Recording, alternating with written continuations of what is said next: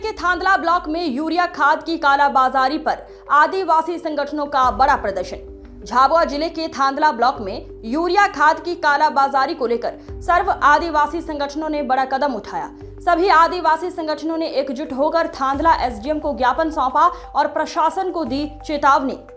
आदिवासी संगठनों का आरोप है कि क्षेत्र में यूरिया खाद की कालाबाजारी लगातार बढ़ रही है, जिससे किसानों को समय पर खाद नहीं मिल पा रही है। संगठनों ने कहा कि अगर प्रशासन ने भ्रष्टाचारियों पर सख्त कार्रवाई की तो आदिवासी किसानों की लूट बंद हो जाएगी। भील सेना संगठन के प्रदेश प्रभारी गब्बर सिंह वास्केल ने स्पष्ट शब्दों में कहा, इस खेल में लिप्त व्यापारी और जिम्मेदारों पर तुरंत कार्रवाई हो, नहीं तो आंदोलन और उग्र होगा। संगठनों ने ये भी चेतावनी दी कि अगर जल्द कार्रवाई नहीं हुई तो वे बड़ा आंदोलन करेंगे। यूरिया खाद की किल्लत और कालाबाजारी पर उठी ये आवाज क्या प्रशासन तक पहुंचेगी या आदिवासी किसान की मुश्किलें ऐसे ही बनी रहेंगी?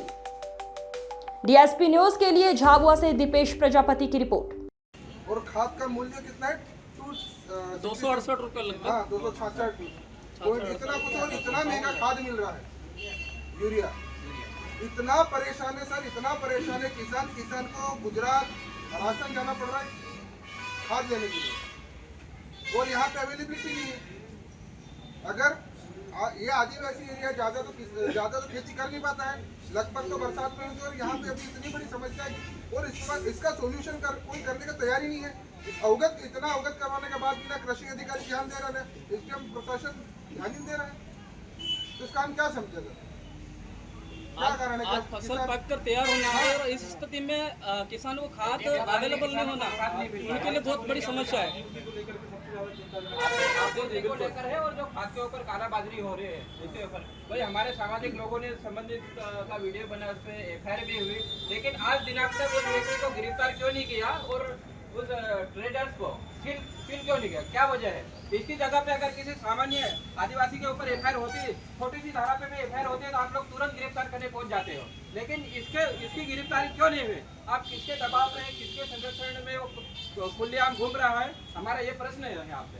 आप हमको ये बताओ कि आपने अभी तक उसकी गिरफ्तारी क्यों नहीं करी?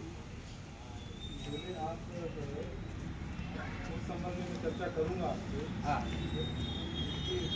चर्चा करूंगा। सबसे पहले तो आप मुद्दे को लेकर के आए, आपकी आपूर्ति को लेकर कालाबाजारी को रोकना सर, और जहाँ जहाँ कालाबाजारी हुई कार्रवाई हुई।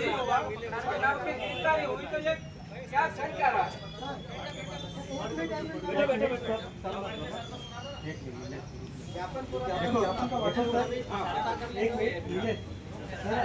हमने तो पहले ज्ञापन दिया था।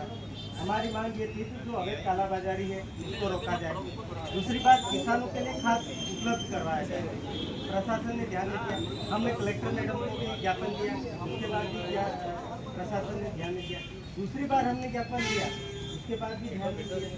दूसरी बात, जहाँ जहाँ कालाबाजारी हो रही है, जो गोली 266 में मिलनी चाहिए वो गोली 400-500 रुपये में मिल रही थी, तो हमारे लोगों ने जाके उन पर एफआईआर की, तो एफआईआर भी नाम मात्र की थी। जैसे अपने थाना की बात की जाए तो किसान जो भी व्यापारी था उस पर कार्रवाई करके उसकी दुकान सील करना चाहिए थी। लाइसेंस जब बंद, लाइसेंस रद्द हो गया तो वो दुकान कैसे खोल रहा थी?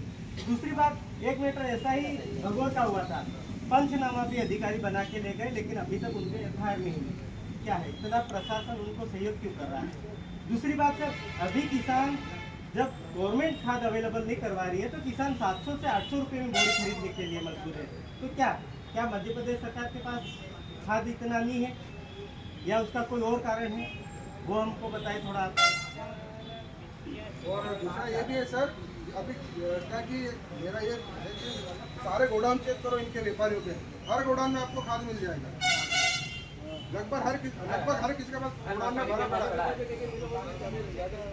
अरे सर ये कार्रवाई नहीं हुई, हालांकि बस 2 दुकान उस पर कार्रवाई हुई, एफआईआर हुई, लेकिन इनको जेल भेजने का प्रावधान है या शासन को नहीं है, ये पूछना था आप।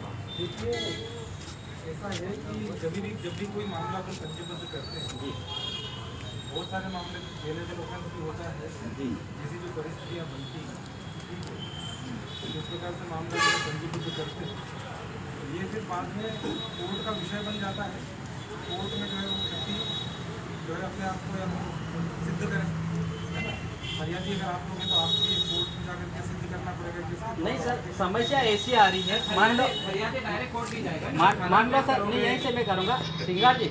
नहीं, मैं उनका सैद्धांतिक जो प्रश्न है, मैं मान लो मैं किसान हूँ सर, किसान हम भी मेरी बात सुनो सर, मैं किसान हूँ, मैंने आपको शिकायत करी, कृषि अधिकारी हुआ, मैं एक उदाहरण दे रहा हूँ, फरियादी मैं हुआ ना सर, लेकिन इसमें कृषि अधिकारी का क्या प्रावधान है कि उसके थोर से वो एफ करो कि फरियादी वही बन रहा, हमको खाली गवाह में ही ले रहा सर। देखिए अरे यार देखो ये बहुत बेसिक सी चीज़ है। जी सर। सभी कामों के अलग अलग डिपार्टमेंट बने हुए हैं, जी है ना। कृषि विभाग एक अलग काम होता है, खाद्य आपूर्ति का अलग काम होता है, ठीक है, पुलिस का एक अलग काम।